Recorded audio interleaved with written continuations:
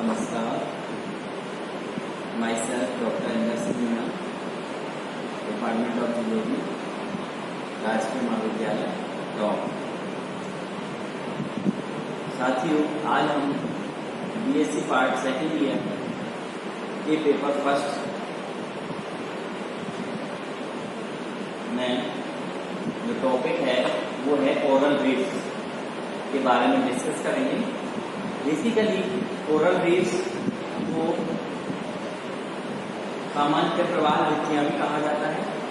प्रवाल भित्तियां मुख्य रूप से कोरल्स होते हैं वो समुद्रों में ही पाए जाते हैं, क्योंकि समुद्रों में मिलने का एक मौलिक मुख्य रूप से जो स्थान है वो इसलिए है कि नेचर ने जितने भी स्पंज जो एनिमल्स होते हैं, स्पंज में आने वाले जो जंतु हैं वो सभी समुद्रों में रहते हैं।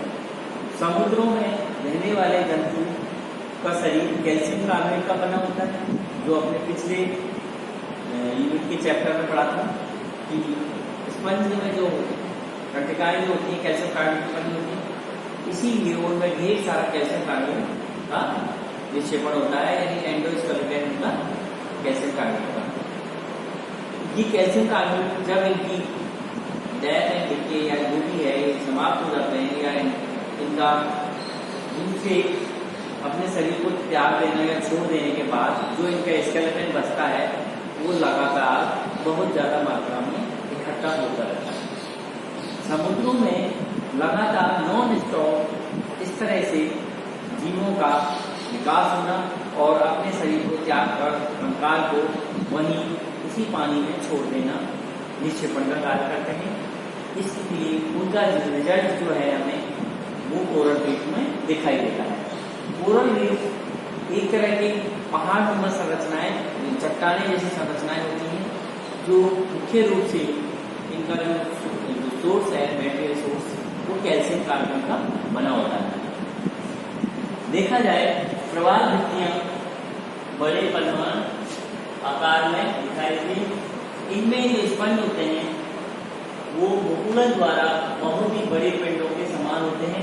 ये प्रवाल द्वीप बनाती है और इन प्रवाल द्वीप में या कोरल्स में बड़े बड़े स्टोन होते हैं, होल टाइप के खोखले, इनमें सहजीवी के रूप में शैवाल होते हैं जो कार्बोनेट का उत्पादन करते हैं।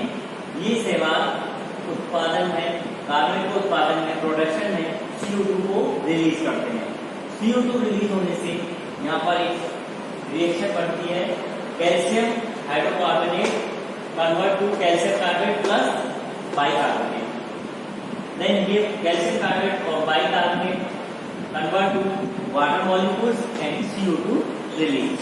इस प्रकार से ये रिवर्सिबल रिएक्शन लॉन्ग टाइम से चली आ रही है और लगातार चलती रहती है और इससे डिफरेंट टाइप्स की कोरल रीफ्स का निर्माण हो जाता है। यदि हम बात करें कोरल रीफ्स की, तो इनके shape and size and situation के अकॉर्डिंग हम इनको मुख्य रूप से 3 टाइप में बांट सकते हैं, जिसमें first, second and third. First में जो कोरल रीफ्स हैं वो फ्रिंजिंग रीफ्स टाइप की होती हैं, दूसरी है बैरियर रीफ्स, तीसरी है एटोल टाइप की। यानी फ्रिंजिंग जो होते हैं उन रीफ्स, उनका शेप इस प्रकार से ऊपर और चारों तरफ से घिरे हुए। बैरियर में बीच बीच में उनके बैरियर होते हैं और रोकने का कार्य करते हैं और बीच बीच में से इनमें मूवमेंट, वाटर मूवमेंट होता रहता है। तीसरा है एटोल टाइप के, जिनमें बीच में कोई भी एरिया खाली रहता है, लेगून टाइप के, और बीच बीच में द्वीप टाइप के, आइलैंड टाइप के एरिया दिखाई देते हैं, जिन पर प्लांटेशन या ग्रीनरी रहती है और ये बड़े बड़े आइलैंड दिखते हैं। इसमें बहुत छोटे दिखाई दे रहे हैं, लेकिन ये कई किलोमीटर तक के एरिया में आइलैंड होते हैं और बीच में खाली स्थान होता है जिसे लेगून कहते हैं। इन पाम वगैरह इस तरह के प्लांट्स ग्रो करते रहते हैं। अब हम डिटेल में बात करें तो फ्रिंजिंग रीफ्स जो होती हैं वो किस टाइप्स की होती हैं। इनमें फ्रिंजिंग रीफ में किनारे और seaward slope, flat of the reef और इनर फ्लैट, यानी ऊपर से बिल्कुल एक इनका फ्लैट होता है, मैदानी टाइप का इलाका चौड़ा होता है, और अंदर से फ्लैट होते हैं, किनारे बने होते हैं इनके, और ये गहरा ढलान कोरल जल सीमा से प्रारंभ हो जाता है और इसके गहरा समुद्र डीप सी यानी समुद्रों में बनते हैं। इनमें लगभग कोरल तट से 40 से 90 मीटर चौड़े होते हैं ये, और हाई टाइड जल में रहते हैं। लो टाइड लघु ज्वार के समय ये बड़े ज्वार और छोटे ज्वार जब आते हैं तो ये हमें दिखाई देते हैं। इस प्रकार इसमें कोरलाइन रॉक या बालू या मृत जीवित कोरल तथा इसमें कीचड़ एरिया दिखाई देता है। देन सेकंड है आपका बैरियर रीफ्स। जैसा नाम है उसी से हम समझ सकते हैं कि फ्रिंजिंग रीफ के समान ही होते हैं, लेकिन इनके तट की दूरी अधिक होती है। ये तट की दूरी 1 से 20 किलोमीटर तक की दूरी होती है। इसके मध्य समुद्र की गहराई लगभग 10 से 50 फैथम होती है। यदि 1 फैथम की हम बात करें तो वो होती है 6 फीट, यानी 1 फैथम बराबर 6 फीट। तो इनकी दूरी 1 से 20 फैथम यदि बात करें, 1 से 50 फैथम बात करें तो 50 इंटू 6 यानी 300 फीट तक इनकी दूरी होती है। इनके आंतरिक और बाह्य भाग चपटे ढलान भी पाया जाता है। इनके लिए जो बैरियर रीफ्स हैं ये हैं आपके ताहिती द्वीप के नाम से जाना जाता है। ऑस्ट्रेलिया में इनमें ग्रेवियर बैरियर रीफ के नाम से भी इसका एग्जाम्पल है। फिजी नागा द्वीप भी बैरियर रीफ्स के ही नाम से जाने जाते हैं। ये 3 एग्जाम्पल हैं अपने इसके। देन इसके बाद में बात करें अपन एटोल। एटोल में आपके लेगून आइलैंड भी कहते हैं इनको। ये लगभग 10 से 50 फैथम की गहराई होती है इनकी लेगून की, और चौड़ाई लगभग 100 किलोमीटर एरिया में पाए जाते हैं।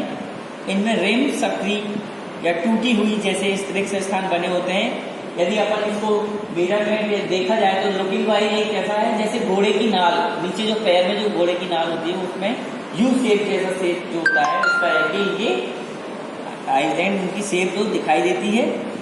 इनके जो एग्जाम्पल हैं अपन ये हैं भारत में प्रशांत महासागर यानी इंडो पैसिफिक ओशन, और स्वाद्वीप आइलैंड जो 1350 मील क्षेत्र का सबसे बड़ा ऐसा आइलैंड है जो इसका सबसे अच्छा एग्जाम्पल के बारे में बात कर सकते हैं। अब बात करते हैं हम कि ये कोरल रीफ जो फ्रिंजिंग, बैरियर्स और एटोल टाइप्स के जो हैं ये अलग अलग साइंटिस्टों ने इनके बारे में 5 थ्योरियां दी हैं। ये थ्योरी जो है फॉर्मेशन की किस तरह हो रहा है, तो पहली थ्योरी है डार्विन थ्योरी और सैंपल मुर्रे थ्योरी। देन थर्ड है स्टुअर्ट वेन थ्योरी एंड स्ट्रेटिफोर and volcanic crater theory. Then है डिडेस ग्लेशियर थ्योरी। 5 थ्योरी दी है अलग अलग साइंटिस्टों ने। इन 5 थ्योरियों में फ्रिंजिंग, बैरियर और एटोल टाइप्स के जो कोरल रीफ्स हैं वो कैसे बनती है ये उन्होंने अलग अलग सिद्धांतों में बताया, जिसमें Charles Darwin Dana substance theory में बताया और इसको सपोर्ट किया इन डेविस ने। फ्रिंजिंग रीफ बनती हैं इनकी थ्योरी के अकॉर्डिंग, और इन्होंने बताया कि फ्रिंजिंग रीफ में जब जल धीरे धीरे रीफ के बाहर की ओर वृद्धि करने लगते हैं तो उससे बैरियर रीफ बनने लग जाती हैं, और जैसे ही डूबने लगते हैं बैरियर रीफ तो ये एटोल में बदल जाती हैं। इस प्रकार सेकंड थ्योरी है सैंपर एंड मुर्रे थ्योरी। ये 1874 से 76 में इन्होंने दी थी। इस सिद्धांत में इन्होंने बताया कि समुद्र के तट पर जब वर्षा होती है तो नदियों के कारण अवसादीकरण सेडिमेंटेशन होता है और समुद्र का स्तर उठ जाता है, जिससे प्रकाश की वेगन सीमा में कोरल बनना प्रारंभ हो जाते हैं। जल्द ही ये फ्रिंजिंग रीफ बन जाती है और उसके बाद में ये फ्रिंजिंग से बैरियर में बदल जाती है और बैरियर से ये एटॉल में बदल जाती है। जबकि थर्ड थ्योरी थी समबर्ड बैंक थ्योरी। इनके अनुसार कोरल रीफ किसी पूर्व विद्यमान सतह पर बनते हैं जो समुद्री तट से प्राकृतिक संरचना की ही होती हैं। इसके पश्चात कोरल बनना प्रारंभ हो जाते हैं जो बैरियर और एटॉल के विद्यमान सतह पर बनाते हैं और इनमें बाद में वायु और धाराएं के प्रभाव से इनकी लगातार इनकी शेप में चेंजेस होने लग जाते हैं और लेकिन ये प्रवाल भित्तियां बनती हैं, लेकिन इस सिद्धांत को नहीं बता पाए, अतः इसको सिद्धांत को हमने स्वीकार नहीं किया। ये कुछ उसके बारे में क्लियर बता नहीं पाए। देन फोर्थ है आपकी स्टकबरी का वॉलेनिक क्रिएटर थ्योरी। ये 1832 में दी थी इन्होंने। ये ज्वालामुखी क्रेटर और एटॉल विकसित हुए ज्वालामुखी के द्वारा। इनमें रिम परिधि और वेव्स बनती हैं जो धीरे धीरे प्रशांत क्षेत्र में एटॉल के रूप में सर्वे में प्रतिपादित हुआ कि एटॉल के प्रेक्षण से, और लेकिन इसे भी अस्वीकार कर दिया और एटॉल में विभिन्न आकृतियों के बारे में ये कुछ नहीं समझा पाए, इसलिए ये थ्योरी भी अमान्य रही। फिफ्थ थ्योरी है दिल्ली का ग्लेशियर सिद्धांत। ये 1915 में थ्योरी दी, जिसमें हिमशैल या ग्लेशियर्स बनने के समय समुद्र का स्तर कम हो गया था और जल के बर्फ बन जाने से जल सतह वर्तमान स्तर से 60 से 70 मीटर तक की कम हो गई थी, जिसके कारण समुद्र तट पर वर्षा और धाराओं और वायु के प्रभाव से ये कट गए थे, जिससे बर्फ पिघली तो जल का स्तर बढ़ गया, तापक्रम में वृद्धि हुई, जिसके कारण प्रवाल भित्तियां बनना प्रारंभ हो गई।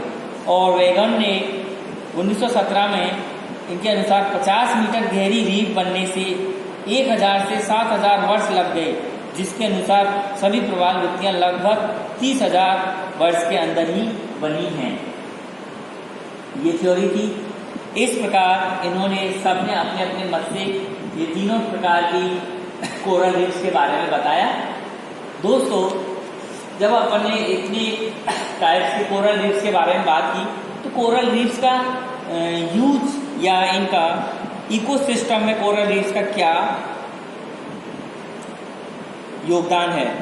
इकोसिस्टम में ये बेसिकली दो टाइप से अपना स्थान रखती हैं, abiotic component and biotic component.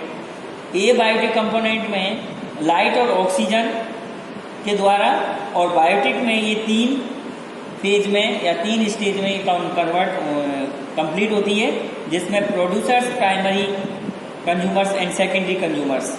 जिसमें प्रोड्यूसर्स तो एल्गी, मैंने शुरू में आपको बताया था कि ये सहजीवी के रूप में शैवाल के साथ कार्बोनेट के उत्पादन में CO2 मुक्त करते हैं, तो यानी सहजीवी के रूप में एल्गी रहती है। और देन सेकंड स्टेज पर प्राइमरी कंज्यूमर्स प्लैंक्टन जो होते हैं, वो इसमें इनके साथ यहाँ पर छोटे छोटे बड़े बड़े होल्स होते हैं इन स्टोन्स में, उनमें वहाँ रहते हैं। सेकेंडरी कंज्यूमर्स फिश यानी बड़ी मछलियों के छोटे जो बच्चे होते हैं, जीरा मछली या उनके अंडे वगैरह, ये सेफ जोन में अपने इनको घरों के रूप में, अपने घोंसलों के रूप में ये इनको यूज करते हैं, जिससे इनकी अपनी जातीयता को बनाए रखने में ये हेल्प करते हैं। बहुत इंपॉर्टेंट फैक्टर है कोरल रीफ्स का। डिफरेंस